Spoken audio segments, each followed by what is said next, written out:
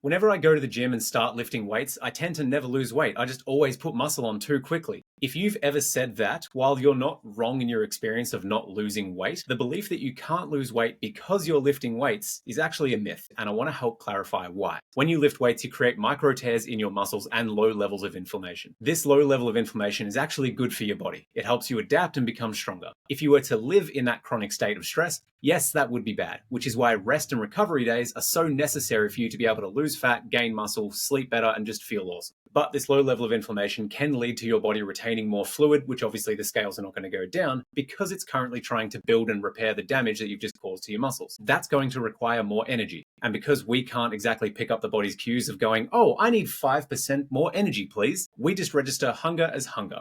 And we are going to reach for energy-dense foods when we become hungry. For the majority of people, that can be enough to take them out of a calorie deficit and put them closer towards their maintenance calories, meaning the scale will not drop over time. I've even had clients in the past who tracked and weighed everything to the absolute gram, but they had a protein bar after the gym session and they were just thinking that's amazing for recovery, which obviously they're not wrong. But for some reason, there was just a mental blank where they were logging everything else, but they didn't log that protein bar, which ended up being about 350 to 400 calories, because it was for recovery. And that was all it took for them to get out of a deficit for that day and take them down towards their maintenance, meaning that they're not going to lose weight as quickly. The actual rate that you put on muscle is incredibly slow, even if you were to use anabolic steroids. I am not a physical specimen.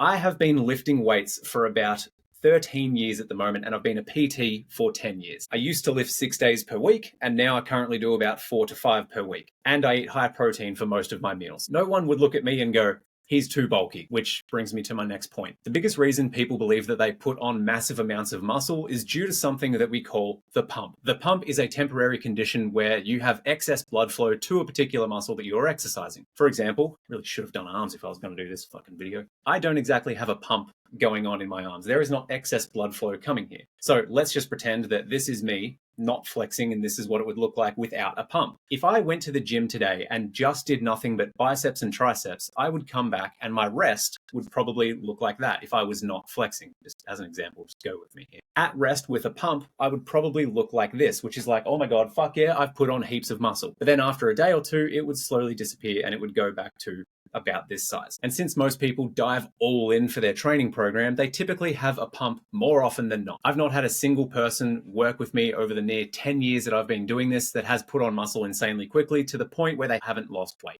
And it's because of all these short-term effects that most people believe they put on muscle insanely quickly and that going to the gym or lifting weights is ineffective for fat loss. The biggest reason this myth keeps being perpetuated is because most people do a training program for about 4 to 6 weeks, they get bored of it, and then they jump off because they didn't lose 1 kilo per week.